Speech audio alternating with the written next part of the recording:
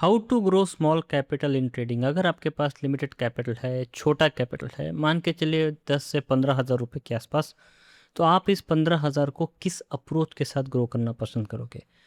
Defensive approach के साथ या एग्रेसिव अप्रोच के साथ? ये दोनों के बीच का अंतर बहुत ही ज़्यादा सिंपल है। डिफेंसिव अप्रोच में आप ज़्यादा रिस्क नहीं लोगे, प्रॉपर रिस्क मैनेजमेंट को फॉलो करोगे और 15 हज़ार को डिफेंसिवली ग्रो करने का प्रयास करोगे। और इसी के उल्टा एग्रेसिव अप्रोच में आप ज़्यादा रिस्क लोगे और 15 हज़ार को एग्रेसिवली ग्रो करने का प्रयास करोगे, स्पेशल रिस्क मैनेजमेंट को फॉलो करते हुए। डिफेंसिव अप्रोच में रिस्क बहुत कम है, उसके अगेंस्ट में रिटर्न भी बहुत ज़्यादा कम है। एग्रेसिव अप्रोच में रिस्क काफ़ी ज़्यादा है, उसके अगेंस्ट में रिटर्न भी काफ़ी ज़्यादा हाई है। तो सवाल अब भी वही का वही है, अगर 15 हज़ार है तो कौन सी अप्रोच? अगर ये सवाल मुझसे पूछा जाए तो मैं पर्सनली एग्रेसिव अप्रोच को चूज़ करना पसंद करूँगा और उसके पीछे का रीज़न बहुत ही ज़्यादा सिंपल है। 15 हज़ार का 1% रिस्क पर ट्रेड वो होता है 150 रुपये, और 150 रुपये के रिस्क पर जो रिवॉर्ड मिलेगा वो इतना छोटा होगा कि 6 महीने बाद भी अकाउंट आपको वहीं का वहीं मिलेगा। और अगर कोई ट्रेडर इस तरीके से ट्रेड करता है तो 6 महीने के बाद जो फ्रस्ट्रेशन लेवल होगी वो इतनी ज़्यादा हाई होगी कि वो ट्रेडर किसी ना किसी दिन फ्रस्ट्रेशन के कारण अपनी ट्रेडिंग को ही छोड़ देगा। और यही सबसे बड़ा ट्रैप है छोटे ट्रेडिंग कैपिटल के साथ डिफेंसिव अप्रोच को रखने का। और मुझे पता है जब मैं एग्रेसिव अप्रोच को चूज़ करूँगा तो एग्रेसिव अप्रोच में कई सारे चैलेंजेस आएंगे, और उन सभी के सभी चैलेंजेस के लिए मैं पूरी तरीके से तैयार हूँ। और मेरी उसी तैयारी को डिस्कस करने के लिए मैं ये वीडियो आपके सामने लेकर के आ रहा हूँ। तो हम लोग डिस्कस करेंगे इस पर्टिकुलर वीडियो के अंदर में कि अगर मान के चलिए छोटे ट्रेडिंग कैपिटल को, यानी कि 15 हज़ार रुपये के ट्रेडिंग कैपिटल को अगर एग्रेसिव अप्रोच के साथ में ग्रो करना है तो कौन से चैलेंजेस आ सकते हैं और उन चैलेंजेस के साथ में किस तरीके से फेस करना है। ये पूरा का पूरा वीडियो इसी डिस्कशन को लेकर के रहेगा। वीडियो में आगे बढ़ने से पहले कुछ बातें हैं जिसको आपको जान लेना बहुत ही ज़्यादा ज़रूरी है। जो अप्रोच मैं इस वीडियो में डिस्कस करूँगा वो सिर्फ और सिर्फ एक वीडियो तक लिमिटेड नहीं रहेगा। मैं इस पर्टिकुलर टॉपिक के ऊपर मैं कंप्लीट सीरीज़ बनाने वाला हूँ, जो कि हर वीक यहाँ से आने वाले हर एक वीक में अपडेट होगी। और इस सीरीज़ में सिर्फ और सिर्फ मोटिवेशन नहीं होगा, सिर्फ और सिर्फ ज्ञानबाजी नहीं होगी। इस वीडियो सीरीज़ में जिस अप्रोच को मैं आज डिस्कस करूंगा, जो रूल्स को मैं आज सेट करूंगा, उन सभी रूल्स, उस अप्रोच को मैं एक लाइव ट्रेडिंग अकाउंट में आपको इम्प्लीमेंट करके भी दिखाऊंगा। जी हाँ, रियल लाइव ट्रेडिंग अकाउंट। और उस लाइव ट्रेडिंग अकाउंट का रिजल्ट भी मैं यूट्यूब पर लाइव आकर के आपको दिखाऊंगा। वो अकाउंट ऑलरेडी में 1 अगस्त से लाइव हो चुका है। आज लगभग 21 अगस्त है। आज तक का रिजल्ट क्या रहा ये भी मैं आप लोगों को दिखाऊंगा जब मैं इस वीडियो को रिकॉर्ड कर रहा हूँ। और इन 2 से 3 हफ्तों में क्या कुछ हुआ ये भी आपको देखने को मिलेगा इसी वीडियो में। तो वीडियो को स्किप किए बिना पूरा देखिए। हो सकता है वीडियो थोड़ा सा लंबा हो जाए, लेकिन आपको इस वीडियो को बिना स्किप किए पूरा का पूरा देखना है।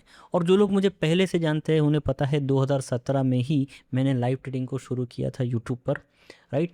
तब भी ट्रांसपेरेंसी को मैंने काफ़ी ज़्यादा इंपॉर्टेंस में देता था और आज भी मैं ट्रांसपेरेंसी को काफ़ी ज़्यादा इंपॉर्टेंस देता हूँ।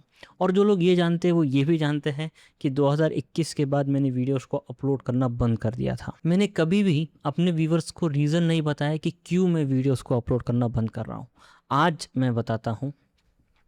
जब इंडियन मार्केट से लेवरेज पूरे तरीके से हटा दिया गया तो उसके बाद ट्रेडिंग से जो रिटर्न्स बन रहे थे वो एफडी से भी कम बन रहे थे। एफडी जो होती है बैंक की एफडी। और एक ट्रेडर के लिए इससे बुरा और क्या ही हो सकता है कि आप आपके जो ट्रेडिंग करके जो रिटर्न्स बना रहे हैं वो बैंक की एफडी को भी बीट नहीं कर पा रहे। और इसीलिए मुझे पर्सनली मेरी ट्रेडिंग को बंद करना पड़ा, वीडियोस को अपलोड करना भी मुझे बंद करना पड़ा, क्योंकि मेरे पास में कुछ ठोस था नहीं। लेकिन मैं एक ट्रेडर हूँ। ट्रेडिंग के अलावा जो भी कुछ मैंने कभी करने का प्रयास किया कहीं पर भी मेरा मन नहीं लग रहा था। तो वापस से फिर मैंने ट्रेडिंग को शुरू किया और आज आपके सामने मैं वापस आ रहा हूँ जब मेरे पास आपके साथ में शेयर करने के लिए कुछ ठोस मौजूद है, राइट। और मेरे वापसी के लिए इससे बढ़िया टॉपिक और कोई हो ही नहीं सकता था। इस वीडियो को बनाने से पहले मैंने देखा कि यूट्यूब पे इस पर्टिकुलर टॉपिक के बारे में क्या क्या बोला जा रहा है, तब जा कर के मुझे पता लगा कि इस टॉपिक पे कई सारे वीडियोस तो वैसे अवेलेबल हैं, लेकिन कोई भी ट्रेडर छोटे ट्रेडिंग कैपिटल से ट्रेड करके ये नहीं दिखाना चाहता कि उसे एक्चुअली किस तरह से ग्रो करना है। सबको सिर्फ और सिर्फ भाषणबाजी करनी है, एक मोटिवेशनल टॉक देना है, यूनिक आइडियाज देना है, राइट, लेकिन एक्चुअल में किसी को ग्रो करके नहीं दिखाना है। फिर मुझे लगा शायद बहुत मुश्किल होता होगा ट्रांसपेरेंसी के साथ ये दिखाना कि किस तरीके से एक छोटे ट्रेडिंग कैपिटल को ग्रो किया जा सकता है। शायद इसीलिए किसी और ने ट्राई भी नहीं किया, और इसीलिए मैंने इस पर्टिकुलर टास्क को पूरा करने का निर्णय लिया, और आज ये वीडियो मैं आप लोगों के लिए लेकर के आ रहा हूँ। वैसे कुछ लोग ऐसे भी हैं जिन्होंने छोटे कैपिटल से ट्रेड करने के वीडियो ज़रूर अपलोड किए हैं, लेकिन उन वीडियोस में एक चीज़ मिसिंग है, और वो है ट्रांसपेरेंसी। कितनी बार फंड ऐड किया बताया ही नहीं जानबूझ के, कितनी बार अकाउंट ज़ीरो हुआ ये भी नहीं बताया। कोई बात नहीं, मैं बता दूंगा। मैं आपको इस वीडियो सीरीज़ के अंदर में बता दूंगा कि एग्रेसिव अप्रोच के साथ जब भी हम लोग छोटे ट्रेडिंग कैपिटल को ग्रो करने का निर्णय लेते हैं तब क्या होता है। चलिए अब इसी बात के साथ आगे बढ़ते हैं। हम बात कर रहे थे एग्रेसिव अप्रोच के साथ 15,000 को मीनिंगफुल कैपिटल तक ग्रो करने की। तो इस जर्नी में सबसे बड़ा और सबसे घातक चैलेंज होगा अकाउंट को ब्लो होने से रोकना, यानी कि अकाउंट पूरे तरीके से जीरो होने से रोकना। यही सबसे बड़ा हमारा चैलेंज है, और इसी के लिए मैंने क्या क्या प्लान किया है, अब उस पर्टिकुलर चीज़ों को हम लोग डिस्कस करना शुरू कर देते हैं। दोस्तों, आज भी कई ट्रेडर्स ऐसे हैं जिनका कैपिटल 20 से 50,000 के ऊपर का नहीं है, लेकिन उनके सपने काफ़ी बड़े हैं, और सोशल मीडिया पे सिर्फ और सिर्फ बड़े प्रॉफिट्स का फ्लेक्स शुरू है आज के टाइम पे। और इसी वजह से जो मेरे वो ट्रेडर्स हैं जिनका कैपिटल छोटा है, वो ट्रेडर्स मिसगाइड हो रहे हैं, अननेसेसरी रिस्क ले रहे हैं, और अपने कैपिटल को ब्लो कर रहे हैं। मैं जो ये वीडियो सीरीज़ शुरू कर रहा हूँ, जहाँ मैं 15,000 को ऑनेस्टली ग्रो करने का प्रयास करूँगा, मुझे इस बात का भी ध्यान देना है कि कैपिटल ग्रो करने के चक्कर में कहीं मेरा ट्रेडिंग कैपिटल ख़त्म ही ना हो जाए। मैं इस 15,000 को पूरी ईमानदारी से, अपने पूरे स्किल से, अपने पूरे एक्सपीरियंस से, अपनी पूरी नॉलेज से एक मीनिंगफुल कैपिटल तक ग्रो करने का प्रयास करूँगा, राइट। अब आगे मेरे इस कर्म का क्या फल देना है वो मार्केट के हाथ में है। अगर कैपिटल ब्लो हो जाता है तो मैं क्या करूँगा, ये सवाल आपके मन में ज़रूर आ रहा होगा। अभी आप में से कई लोग ये भी सोच रहे होंगे अभी कि अगर कैपिटल ब्लो हो गया तो क्या किया जाएगा। दोस्तों, मैं वापस से एक बार फ्रेश अप्रोच से ट्राई करूँगा, और वो भी आपके सामने ही होगा। छोटे कैपिटल का एक प्लस पॉइंट यही है कि आप फिर से कभी भी कहीं से भी शुरू कर सकते हो, क्योंकि कैपिटल अरेंज करने में ज़्यादा समय नहीं लगेगा। बट मेरा प्रयास ये रहेगा कि ये नौबत ही ना आए। अगर छोटे कैपिटल को एक मीनिंगफुल कैपिटल तक ग्रो करना है, और वो भी एग्रेसिव अप्रोच के साथ, तब ये जो गेम है, ये गेम सिर्फ और सिर्फ ट्रेडिंग का नहीं रह जाता, ये बन जाता है द गेम ऑफ सिलेक्शन। आपको अपने सारे डिसीजंस कॉन्शियसली लेने होंगे। आपको कॉन्शियसली चूज़ करना होगा कि आप किस तरीके से आगे बढ़ेंगे। आप रैंडमली मार्केट में जाकर के ट्रेड अगर करेंगे छोटे ट्रेडिंग कैपिटल के साथ तो आप फेल हो जाएंगे। इसीलिए सबसे पहले हमें ये डिसाइड करना है कि 15,000 के कैपिटल के साथ कौन से मार्केट में हम लोग ट्रेड करने का निर्णय लें, क्योंकि अगर मार्केट का सिलेक्शन गलत हो गया तो कैपिटल वाइप आउट होने में ज़्यादा समय नहीं लगेगा।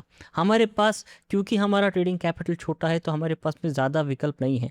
ऑप्शन बाइंग मुझे सही नहीं लगता, क्योंकि डाउन साइड काफ़ी ज़्यादा है। मार्केट अगर साइडवेज रहे तो ऑप्शंस डीके हो जाते हैं और अननेसेसरी लॉस होता है।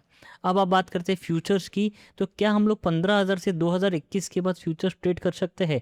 हो ही नहीं सकता, नेक्स्ट टू इम्पॉसिबल है, क्योंकि ऑप्शन बाइंग और फ्यूचर्स इंडिया में ऑप्शन बाइंग और फ्यूचर्स इंडिया में जो एफएनओ है, अगर आप 15,000 रुपये के ट्रेडिंग कैपिटल के साथ में ट्रेड कर रहे हो तो एफएनओ के अंदर में आप केवल मात्र ऑप्शन बाय कर पाओगे और कुछ भी नहीं कर पाओगे, क्योंकि आपको ऑप्शन सेल करने के लिए भी तगड़ा कैपिटल लगेगा और अगर आपको फ्यूचर्स में भी ट्रेड करना है तो उसके लिए भी आपको तगड़ा ट्रेडिंग कैपिटल लगेगा। तो इंडियन मार्केट का एफएनओ कंप्लीटली कैंसिल हो जाता है। अब क्या बचता है? अगर 15,000 का ट्रेडिंग कैपिटल है तो बच जाते हैं क्रिप्टो फ्यूचर्स। दोस्तों हमेशा एक बात का ध्यान रखिए, जब भी ट्रेडिंग करने का अगर आप सोच रहे हो तो हमेशा टेस्टेड जगह पर ही ट्रेड करना, क्योंकि हम पैटर्न्स को ट्रेड करते हैं जो टाइम के साथ रिपीट करते हैं, हम इवेंट्स को ट्रेड करते हैं जो जिन्हें की टाइम ने टेस्ट किया हुआ है। और जब भी आप किसी नए मार्केट में ट्रेड करो जिसको ना टाइम ने टेस्ट किया है ना ही इवेंट्स ने टेस्ट किया है, वॉर्स के टाइम पे ये मार्केट किस तरीके से रिएक्ट करता है, रिसेशन के टाइम पे ये मार्केट किस तरीके से रिएक्ट करता है, जब तक हमारे पास ये डेटा ना हो तब तक हमने उस नए मार्केट में ट्रेड करने का निर्णय नहीं लेना चाहिए। और अगर हम लोग उस नए मार्केट में ट्रेड करने का निर्णय ले रहे हैं तो वो ट्रेडिंग का नहीं, गैम्बलिंग होगा। ये पर्सनली मेरा मानना है, ज़रूरी नहीं कि आप भी ऐसे ही सोचो। तो अब शुरू करते हैं वापस से। सवाल अब भी बरकरार है, अगर 15,000 रुपये है तो कौन से मार्केट में ट्रेड करें? हमें एक ऐसा मार्केट चाहिए जो कि टाइमली टेस्टेड हो, जहाँ 15,000 से ट्रेड भी हो सके और इस पूरे के पूरे कंडीशन को सेटिस्फाई करने के लिए केवल मात्र एक ही मार्केट बच जाती है दोस्तों, वो है फॉरेक्स की मार्केट। और एक ही स्क्रिप्ट हमारे सामने आती है, वो है XAU USD की स्क्रिप्ट। गोल्ड इस दुनिया में काफ़ी लंबे समय से ट्रेड किया जा रहा है। 15,000 से भी आप फॉरेक्स के मार्केट में जाकर के गोल्ड को ट्रेड कर सकते हो। ये मार्केट टेक्निकल को रिस्पेक्ट भी करती है, राइट। लेकिन अब एक प्रॉब्लम है, इंडिया में अगर आपको XAU USD को ट्रेड करना है तो ये जो ट्रेडिंग है ये आती है पर्टिकुलरली ग्रे मार्केट में। प्लेटफॉर्म्स लिमिटेड हैं और इन लिमिटेड प्लेटफॉर्म्स को भी RBI ने लगभग बैन करके रखा हुआ है। लेकिन फिर भी कुछ लूपहोल्स हैं जिनके ज़रिए आप इनमें ट्रेड कर सकते हो। अगर आपको वो लूपहोल्स पता है तो वेल एंड गुड, और अगर नहीं है तो इस वीडियो के बाद जाकर के यूट्यूब पे उन वीडियोस को भी सर्च कर लेना जहाँ पे कुछ क्रिएटर्स ने ये बताया है कि कैसे XAU USD में ट्रेड किया जाए। तो इसी थॉट के साथ हमारा मार्केट डिसाइड हो चुका है। हम 15,000 को एग्रेसिवली ग्रो करने के लिए XAU USD में ट्रेड करेंगे और इसके लिए हमको 15,000 को कन्वर्ट करना पड़ेगा डॉलर में, जो कि लगभग हो जाता है आज के रेट में $157 के आसपास। लेकिन हम लोग राउंड फिगर लेंगे, हम लोग $150 मान करके चलते हैं। इसी के साथ मैं रोहित जेट्टी ये अनाउंस करता हूँ कि अब से हम आपके अपने YouTube channel beat the trade पे $150 के अकाउंट को एक मीनिंगफुल कैपिटल तक ग्रो करने का चैलेंज लेते हैं। और हाँ, पूरी ट्रांसपेरेंसी के साथ हर एक ट्रेड के बाद में और पहले ट्रेडिंग कैपिटल दिखाया जाएगा। लॉस हुआ तो वो भी दिखाया जाएगा, प्रॉफिट हुआ तो वो भी दिखाया जाएगा। और हाँ, सेलेक्टिव PNL नहीं, कंप्लीट PNL दिखाया जाएगा। कोई भी कैपिटल अलग से ऐड नहीं किया जाएगा आपको दिखाए या बताए बिना। और मुझे काफ़ी खुशी हो रही है कि इस चैलेंज की शुरुआत ऑलरेडी 1 अगस्त से हो चुकी है।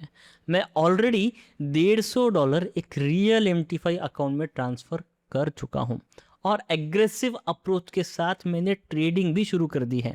पिछले 21 दिन में क्या कुछ हुआ ये आपको वीडियो में आगे तो पता चलेगा ही, लेकिन उससे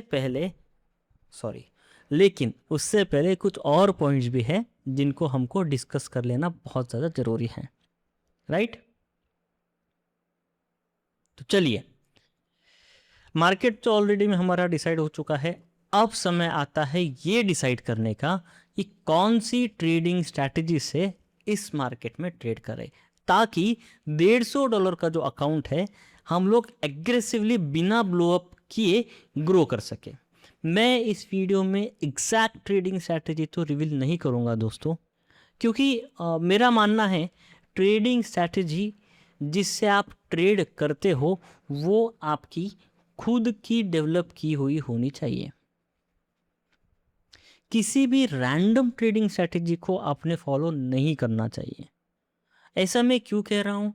जब आप खुद अपनी ट्रेडिंग स्ट्रैटेजी को डेवलप करते हो, जब आप उस ट्रेडिंग स्ट्रैटेजी को बैक टेस्ट करते हो सालों के डेटा के ऊपर में, तब जा कर के आपका पर्टिकुलर कॉन्फिडेंस बिल्ड होता है उस पर्टिकुलर ट्रेडिंग स्ट्रैटेजी पे, जो कि ऐसे वीडियोस देखने से नहीं होता। इनफैक्ट इसके उलट जब आप ऐसे किसी रैंडम ट्रेडिंग स्ट्रैटेजी को फॉलो करते हो, तब जा कर के जब उसमें लॉस होता है, तब आप उस पर्टिकुलर ट्रेडिंग स्ट्रैटेजी के ऊपर में जल्द ही डाउट करना शुरू कर देते हो।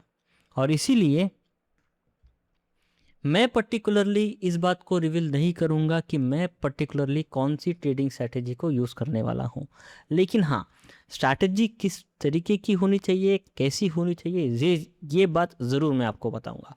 क्योंकि $150 के छोटे अकाउंट को अगर एग्रेसिव अप्रोच के साथ में ग्रो करना है, वो भी बिना ब्लो किए, तो जो स्ट्रैटेजी चुनेंगे वो टाइम टेस्टेड होनी चाहिए। मतलब कंप्लीटली बैक टेस्टेड स्ट्रैटेजी चाहिए आपको।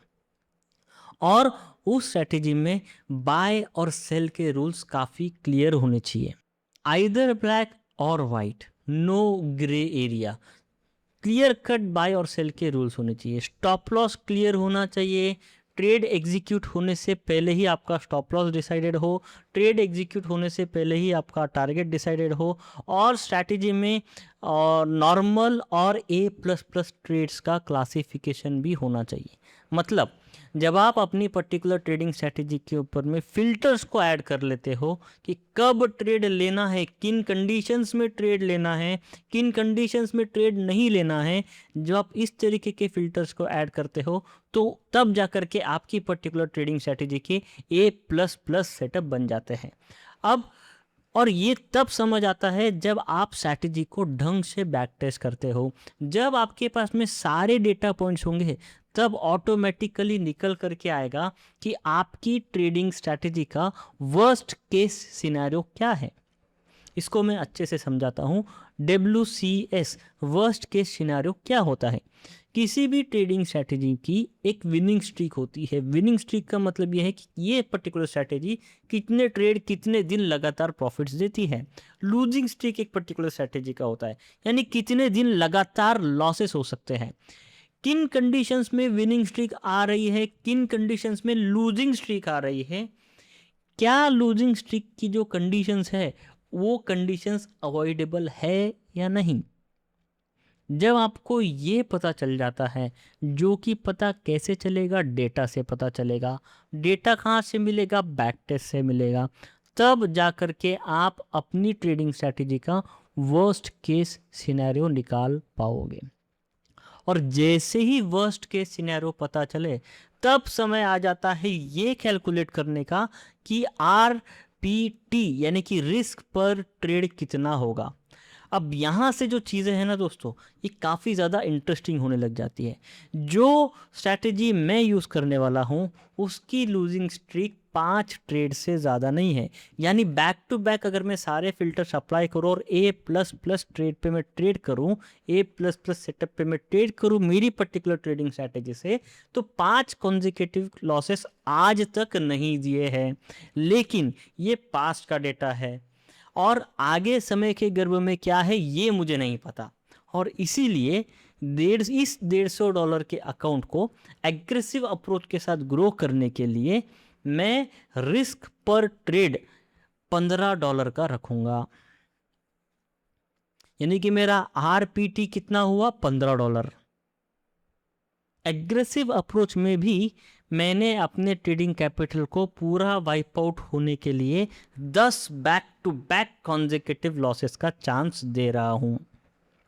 और ये एग्रेसिव अप्रोच का सबसे ज़्यादा लॉजिकल पहलू है।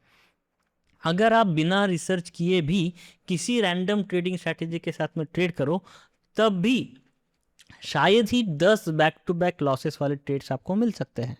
मैं जब 2017 में क्रूड में लाइव ट्रेड किया करता था, तब भी अप्रॉक्सीमेटली मैं 5% का रिस्क पर ट्रेड लेता था। तब भी मेरे back to back 10 losses consecutively नहीं आए। और इसी के साथ अब तक हमने क्या क्या डिस्कस किया? कौन से मार्केट में ट्रेड करना है, XAU USD forex market decide हो चुका है। कौन सी ट्रेडिंग स्ट्रैटेजी से ट्रेड करना है डिसाइड हो चुका है। और इस एग्रेसिव अप्रोच का सबसे इंपॉर्टेंट पहलू, जैसे कि मैंने बताया, हर एक ट्रेड में रिस्क कितना लेना है ये भी डिसाइड हो चुका है। रिस्क पर ट्रेड भी डिसाइड हो चुका है, जो कि है $15 का, यानी कि $15 का रिस्क हर एक ट्रेड में लिया जाएगा। और इसी के साथ एक बहुत ही ज़्यादा इम्पॉर्टेंट निर्णय हम लोग ले चुके हैं, राइट।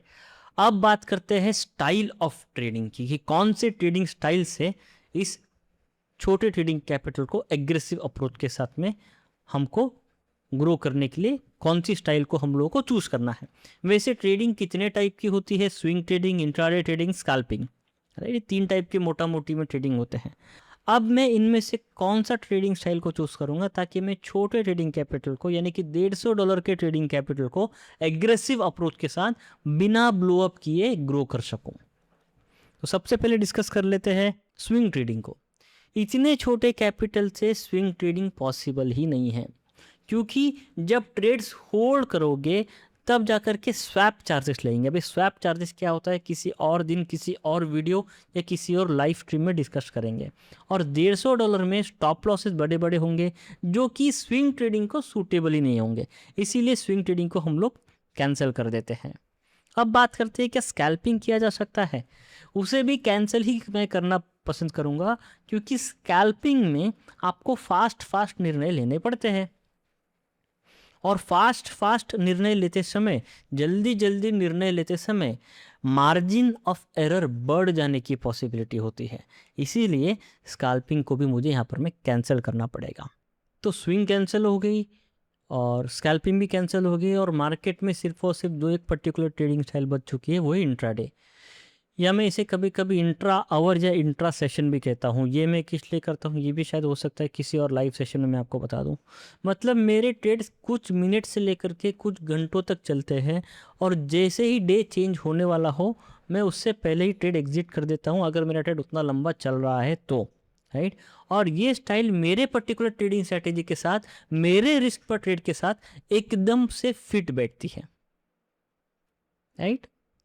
अब एक और कंसेप्ट यहाँ पे डिस्कस करना मैं चाहूँगा आप सबके साथ, और वो है रिस्क टू रिवॉर्ड का। यानी कितने रिस्क टू रिवॉर्ड के साथ मैं इस $150 के अकाउंट को एग्रेसिवली ग्रो करना पसंद करूँगा। रिस्क टू रिवॉर्ड आप अच्छे से जानते हो, 1:2, 1:3 या 1:5। कई सारे लोग 1:10, 1:20 तक भी बताते हैं। दोस्तों, मैं अब जो बात करने जा रहा हूँ उसके बाद कई ट्रेडर्स को एक जोर का झटका लगने वाला है, और मेरी उस बात का लॉजिक सुनने के बाद आपने आज तक ट्रेडिंग में जो कुछ भी सुना है, जो कुछ भी देखा है, उसके ऊपर में एक प्रश्न चिन्ह उत्पन्न होगा, और आप उन सभी बातों को दोबारा एक बार फिर से सोचने के ऊपर में मजबूर हो जाओगे इस नए एंगल से, जिस एंगल को मैं यहाँ पर मैं भी डिस्कस करने जा रहा हूँ। रिस्क टू रिवॉर्ड के बारे में मेरा पर्टिकुलर मानना क्या है? मान के चलिए मैं कोई ट्रेड ले रहा हूँ मेरी कोई पर्टिकुलर ट्रेडिंग स्ट्रैटेजी पे, कोई मार्केट पैटर्न देख करके, या कोई पर्टिकुलर ट्रेडिंग स्ट्रैटेजी देख करके, या कुछ एनालिसिस कर करके, तो क्या सिर्फ इसीलिए क्योंकि मैं पर्टिकुलरली ट्रेड ले रहा हूँ मार्केट ने मूवमेंट करनी चाहिए क्या? जवाब है नहीं। मार्केट में जो पैटर्न्स बनते हैं हम उसको ट्रेड करते हैं। हम कोई भी नहीं है, हम कुछ भी नहीं है मार्केट ने हमारे हिसाब से चलना चाहिए ऐसा सोचने के लिए, मार्केट ने हमारे हिसाब से मूवमेंट करनी चाहिए इस तरीके की थॉट प्रोसेस बनाने के लिए। और इसीलिए मैं कभी भी 1:1 से ज़्यादा का रिस्क टू रिवॉर्ड ही नहीं लेता दोस्तों। मैंने आज तक ट्रेडिंग से जितना भी पैसा कमाया है वो सारा का सारा पैसा 1:1 के रिस्क टू रिवॉर्ड से ही कमाया है, और यही अप्रोच मुझे ज़्यादा लॉसेस नहीं देती और मेरी साइकोलॉजी को भी प्रॉपरली इंटैक्ट रखती है। मेरे ट्रेड लेने के बाद 1:2 या उससे ज़्यादा चलने के लिए मैं वेट नहीं करता हूं दोस्तों, और इसीलिए $150 के इस अकाउंट को एग्रेसिवली ग्रो करने के लिए भी मैं 1:1 का रिस्क टू रिवॉर्ड ही चूज करूंगा। मतलब हर एक ट्रेड पे $15 का एसएल रहेगा, रिस्क रहेगा, तो $15 का ही टारगेट रहेगा। अब यहाँ पे एक बात मैं बहुत ही ज़्यादा क्लियर कर देना चाहता हूँ, और वो है पोजीशन साइजिंग का। ठीक है, मैं जो भी ट्रेड XAU USD पे लूँगा, हर बार स्टॉप लॉस के जो पॉइंट्स है वो अलग अलग आएंगे। हो सकता है कभी कभी $5 के 5 पॉइंट का एसएल आए, तो कभी कभार $20 यानी कि 20 पॉइंट का एसएल आए। वो तो मार्केट कंडीशंस पे निर्भर करेगा। इसीलिए मैं अपना पोजीशन साइजिंग हमेशा अलग अलग रखूँगा। पोजीशन साइजिंग डायनामिक होगा, लेकिन उस पोजीशन साइज के साथ में जो रिस्क इन्वॉल्व होगा, यानी कि जो पर्टिकुलर रिस्क पर ट्रेड है, वो $15 से ज़्यादा का नहीं होगा। तो पोजीशन साइज को कुछ इस प्रकार से मैनेज किया जाएगा कि जो रिस्क है वो $15 का ही आए, और जो टारगेट आए, जो प्रॉफिट आए, वो भी $15 का ही आए। मैं पर्टिकुलरली फिक्स पोजीशन साइज के साथ में ट्रेड नहीं लूँगा, क्योंकि इसके लिए मेरे अकाउंट में केवल मात्र $150 है, और मुझे एक ऐसा अकाउंट चाहिए था जहां मैं $15 के रिस्क के हिसाब से पोजीशन साइज ले सकूं। इसीलिए मैंने चूज़ किया एक्सएम का अकाउंट, और वो अकाउंट है स्टैंडर्ड में micro account. XM various kinds of accounts offer करता है, और मैंने माइक्रो अकाउंट को क्यों चूज़ किया, उसके पीछे का कारण मैं आपको ऑलरेडी बता चुका हूँ। क्योंकि उस माइक्रो अकाउंट पे अगर मुझे मेरे सेटअप के हिसाब से $5 का भी स्टॉप लॉस मिले, तब भी मैं पोजीशन साइज को वहाँ पे मैनेज कर सकता हूँ, राइट, और उसको $15 के रिस्क के हिसाब से प्लान कर सकता हूँ, राइट। माइक्रो अकाउंट का कंसेप्ट क्या है, इसके लिए फ्यूचर में एक डेडिकेटेड वीडियो मैं बना दूंगा, आप लोग उस वीडियो को देख सकते हो, या फिर किसी दिन हम लोग इस पर्टिकुलर टॉपिक को लाइव स्ट्रीम में डिस्कस कर लेंगे। अभी के लिए सिर्फ और सिर्फ आप इतना समझ लीजिए कि मैंने जो $150 का अकाउंट को ग्रो करने का चैलेंज लिया है, उसके लिए मैंने एक्सएम का MT5 का माइक्रो अकाउंट को चूज़ किया है, और इसी MT5 के माइक्रो अकाउंट में मैं आपको लाइव ट्रेड दिखाने जा रहा हूँ, वो भी फुल ट्रांसपेरेंसी के साथ। अभी के लिए इतना ही आप लोगों को सुनना और समझना काफ़ी है। दोस्तों, अब तक हमने जो भी डिस्कस किया वो सब एक तरफ, और अब जो मैं डिस्कस करने जा रहा हूँ वो एक तरफ रहेगा, और वो इम्पॉर्टेंट पार्ट है साइकोलॉजी। मैं कंप्लीट साइकोलॉजी इस एक वीडियो में डिस्कस नहीं कर सकता, क्योंकि ट्रेडिंग साइकोलॉजी काफ़ी वास्ट और काफ़ी बड़ा सब्जेक्ट है। मैं सिर्फ अपना अप्रोच डिस्कस करूंगा कि मैं किस अप्रोच से इस चैलेंज को फेस कर रहा हूँ साइकोलॉजिकली, और वो अप्रोच बहुत ही ज़्यादा सिंपल है, that is called detachment from capital. अगर मैं इस ट्रेडिंग कैपिटल से डिटैच नहीं होऊंगा, तब तक मैं इस पर्टिकुलर चैलेंज में अपना 100% नहीं दे पाऊंगा। मैं आउटकम को कंट्रोल नहीं कर सकता, मैं सिर्फ और सिर्फ अपनी प्रोसेस को कंट्रोल कर सकता हूँ, और इस चैलेंज को सक्सेसफुली कंप्लीट करने के लिए मुझे अपनी साइकोलॉजी के ऊपर में बहुत ही ज़्यादा ध्यान देना होगा, क्योंकि साइकोलॉजी इस चैलेंज में मेरी एज है। आप ध्यान से देखिए, $150 को एग्रेसिव अप्रोच के साथ ग्रो करने के लिए इस चैलेंज में मेरी एज क्या है? क्या मेरा ट्रेडिंग कैपिटल मेरा एज है? नहीं, $150 कोई एज नहीं हो सकता। क्या मैं जिस पर्टिकुलर ट्रेडिंग स्ट्रैटेजी के साथ में ट्रेड कर रहा हूँ वो स्ट्रैटेजी मेरी एज है? नहीं, मैं कोई फैंसी स्ट्रैटेजी नहीं यूज़ कर रहा हूँ। क्या रिस्क पर ट्रेड मेरा एज है? नहीं, मैं $15 का रिस्क पर ट्रेड ले रहा हूँ, जो कि बेसिकली कैपिटल का 10% के आसपास है। क्या रिस्क टू रिवॉर्ड मेरा एज है? नहीं, मैं तो 1:1 के सिंपल रिस्क टू रिवॉर्ड के ऊपर मैं ट्रेड कर रहा हूँ। इनफैक्ट सब कुछ एवरेज है, कुछ कुछ चीज़ें तो बिलो एवरेज है। लेकिन इस चैलेंज के पूरे होते होते मैं आपको ये बता दूंगा दोस्तों, कि अगर आपकी साइकोलॉजी के ऊपर में कंट्रोल है, तो आप क्या क्या कर सकते हैं ट्रेडिंग की दुनिया में। तो अब मैं इस चैलेंज को ऑफिशियली अनाउंस करता हूँ। $150 से $10,000, मैं $150 के अकाउंट को $10,000 तक ग्रो करने का चैलेंज अनाउंस करता हूँ बीट द ट्रेड इस पर्टिकुलर चैनल से, जिसको कि मैं फेज वाइज करूँगा। और सबसे पहले इस चैलेंज के रूल्स को मैं आप लोगों के सामने डिफाइन कर देता हूँ। $10,000 तक पहुंचने के लिए मैं सिर्फ और सिर्फ $150 से शुरू नहीं करूंगा। सबसे पहले मैं अकाउंट में तो $150 ही डालूंगा, लेकिन अगर मान के चलिए किसी दिन वो $150 जीरो हो जाते हैं तो मैं फिर से 2 बार फ्रेश नई अप्रोच के साथ में ट्राई करूंगा, यानी कि वापस 150 और 150 और 150, ओवरऑल 3 150, जिसमें से पहला 150 में डाल चुका हूँ। ओवरऑल मैंने $450 एलोकेट किए हैं इस चैलेंज को कंप्लीट करने के लिए। सबसे पहले आपको लॉस के केस में ये समझ में आ गया है कि मैं लॉस के केस में कैपिटल को कब ऐड करूंगा। मैंने ओवरऑल कितने कैपिटल को एलोकेट किया है, $450, जिसमें से $150 से मैं शुरुआत कर रहा हूं। अगर मान के चलिए $150 का लॉस हो जाता है तो मैं दोबारा से $150 डालूंगा, और अगर वो दूसरा वाला $150 भी कभी जीरो अगर हो जाता है तो मैं और एक बार तीसरी बार वापस से $150 डालूंगा, यानी कि ओवरऑल $450 मैंने एलोकेट किए इस पर्टिकुलर चैलेंज के लिए। सो इस पर्टिकुलर केस में अब तक के लिए हमारा कैपिटल कितना है हम लोगों ने यूज़ किया है, वो है $150, और रिजर्व फंड में हमारा कितना है, $300, राइट। लेकिन जब मान के चलिए अगर प्रॉफिट होने लगा तो हम लोग कंपाउंड किस तरीके से करेंगे, अब जरा इसको भी जान लीजिएगा, समझ लीजिएगा। जब हमारे $150 का अकाउंट $300 तक पहुंच जाएगा तब जाकर के हमारा पहला माइलस्टोन कंप्लीट होगा, और जो प्रॉफिट का जो $150 रहेगा उस $150 में से 50% यानी कि $75 जाएंगे मेरे रिजर्व फंड में, और हमारा ट्रेडिंग कैपिटल $150 से बढ़ करके बन जाएगा $225 यानी कि $225।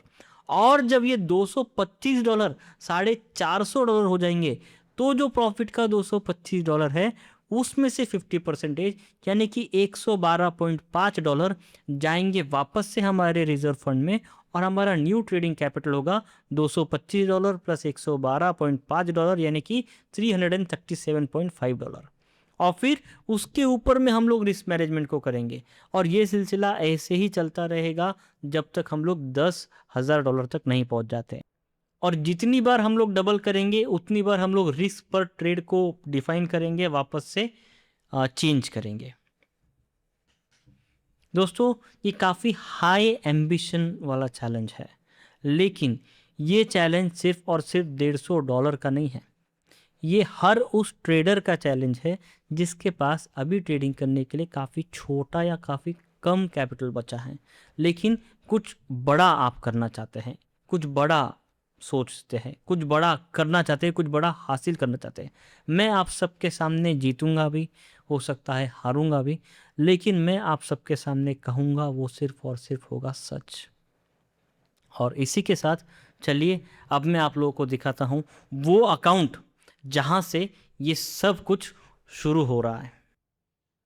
तो फाइनली वेट इज़ ओवर दोस्तों, चलिए आपको दिखाता हूँ वो MT5 का रियल ट्रेडिंग अकाउंट जिसका नंबर है 3175311095। ये रहा, आपको यहाँ ऊपर में स्क्रीन के ऊपर में देखने को मिलेगा। अकाउंट नंबर एक बार दोबारा से ध्यान से देख लीजिएगा, 3175311095। मैं यही अकाउंट आपको बार बार दिखाने वाला हूँ, राइट। सो अकाउंट नंबर को हो सके तो आप लोग यहाँ पर में याद कर लीजिएगा। सबसे पहले यहाँ पर में आप देखिए 2026/8/1 यानी कि 1 अगस्त 2026 को मैंने यहाँ पर मैं बैलेंस को ट्रांसफ़र किया, इंटरनल ट्रांसफ़र हुआ, $150 मैंने इस अकाउंट में डाले। यहाँ पर मैं पूरी की पूरी हिस्ट्री है दोस्तों, आज की डेट है 23 अगस्त, 23 अगस्त के दिन ये वीडियो रिकॉर्ड हो रहा है, राइट। पहला ट्रेड हमको मिला 1 तारीख के दिन पैसा ट्रांसफ़र, 1 अगस्त के दिन पैसा ट्रांसफ़र करने के बाद जो पहला ट्रेड हमको मिला वो मिला है 5 अगस्त के दिन, यानी कि 5 अगस्त 2026। आप देख सकते हैं 2026-08-05। अगर आप देखेंगे यहाँ पर मैं तो 1 तारीख को पैसा ट्रांसफ़र किया, उसके बाद में 2 ट्रेडिंग डेज यहाँ पर में हम लोग वेट किए। क्यों? आप लोग रीज़न बहुत अच्छे तरीके से जानते हो, वेटिंग फॉर A++ सेटअप।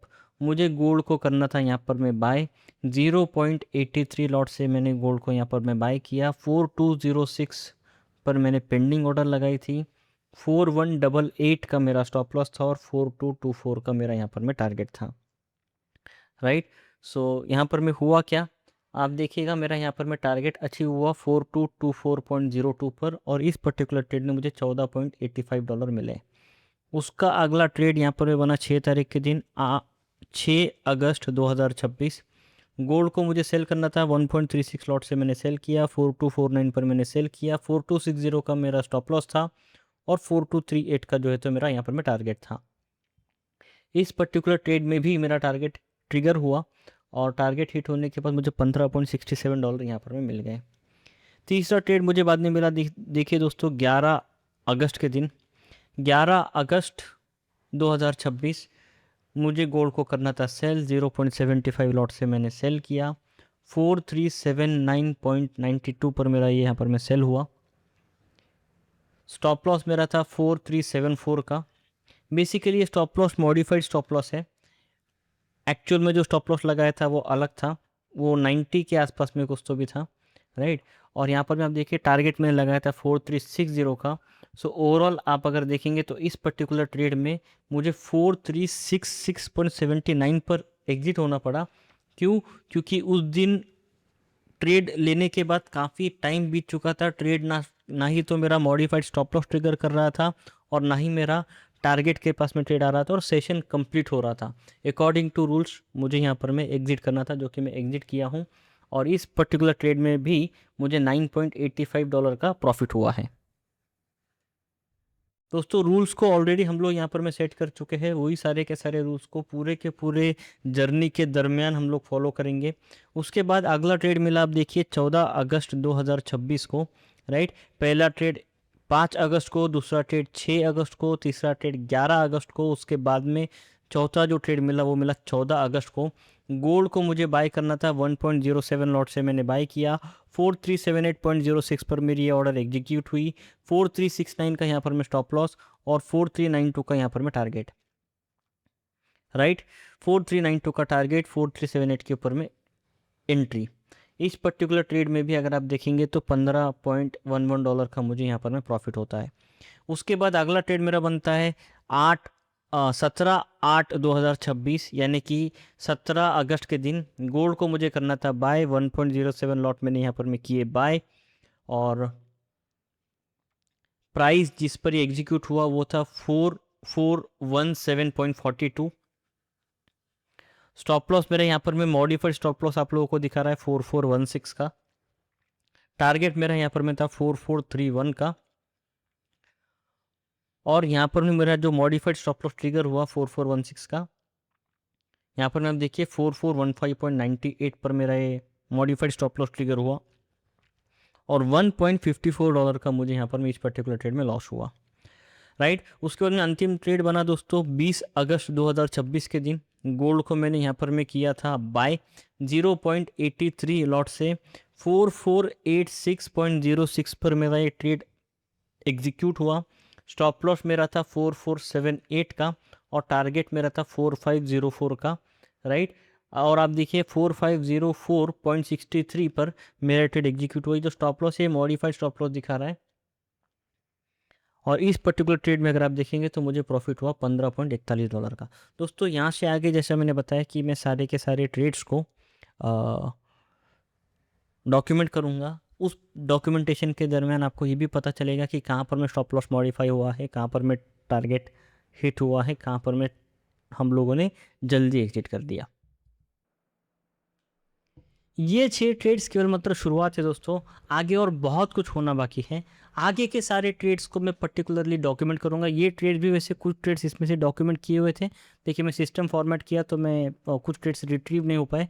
आपको एंट्री का वीडियो मिलेगा, आपको एग्जिट का वीडियो मिलेगा, आपको स्टॉप लॉस का वीडियो मिलेगा, आपको जो स्टॉप लॉस मॉडिफाई किया है उसका भी वीडियो मिलेगा। और मैं प्रयास करूंगा कि अगर पॉसिबल हुआ तो ये पूरा का पूरा ट्रेड भी मैं आप लोगों को रिकॉर्ड करके दिखा दूँ कि मेरी साइकोलॉजी उस टाइम पर क्या थी, मेरा थॉट प्रोसेस उस टाइम पे क्या था।